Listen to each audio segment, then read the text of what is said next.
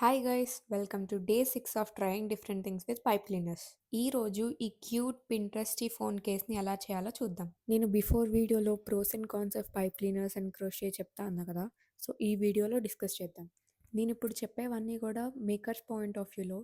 So ఎవరైనా కొత్తగా ఏదైనా హాబీ స్టార్ట్ చేయాలనుకుంటే మీకు ఈ వీడియో చూస్తే ఫుల్ క్లారిటీ వస్తుంది. నేను మెయిన్గా ఫ్యూ పాయింట్స్ని కవర్ చేద్దాం అనుకుంటున్నా. Firstly, cost. ఇది మెయిన్గా మీరు యూజ్ చేసే quality of an and pipe క్లీనర్స్ని బట్టి డిపెండ్ అయి ఉండేది. అండ్ ఎక్స్ట్రా టూల్స్ రెండింటికి మోస్ట్లీ సేమ్ ఉంటాయి, బట్ ఓవరాల్గా చూసుకుంటే పైప్ క్లీనర్స్ ఆర్ కాస్ట్లీ, ఎందుకంటే ఒకసారి యూజ్ చేసిన స్ట్రింగ్ మళ్ళీ యూజ్ చేయడానికి అవ్వదు అండ్ ఇవి ఈజీగా బెండ్ అయిపోతాయి, సో ప్యాకేజింగ్కి ఎక్కువ అవుతుంది. Next point, learning time. One compare to pipe cleaners, crochet learning time అనేది ఎక్కువ.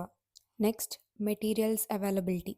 సిన్స్ క్రోషే ముందు నుంచి వస్తుంది కాబట్టి దాని రా materials when compare to pipe cleaners ఈజీగానే దొరుకుతాయి, బట్ ఏదైనా మీకు ఆన్లైన్లో అన్ని మెటీరియల్స్ అవైలబుల్గానే ఉంటాయి. Next point, demand. ఎంత రెండిట్లో 70% ప్రోడక్ట్స్ సేమ్ ఉన్నా కొన్ని ప్రోడక్ట్స్లో క్రోషేకి ఎక్కువ డిమాండ్ ఉండిద్ది, కొన్ని ప్రోడక్ట్స్లో పైప్ క్లీనర్స్కి ఎక్కువ డిమాండ్ ఉంది. Lastly, wastage and durability. ఈ విషయంలో క్రోషే చాలా బెస్ట్, ఎందుకంటే దీనికి వేస్టేజ్ తక్కువ, అలానే డ్యూరబిలిటీ కూడా ఎక్కువ. మీరు ఏది బెస్ట్ అనుకున్నారో దానికి ఓట్ చేయండి. And to know the product details, comment price. Thanks for watching and do follow my page for more updates.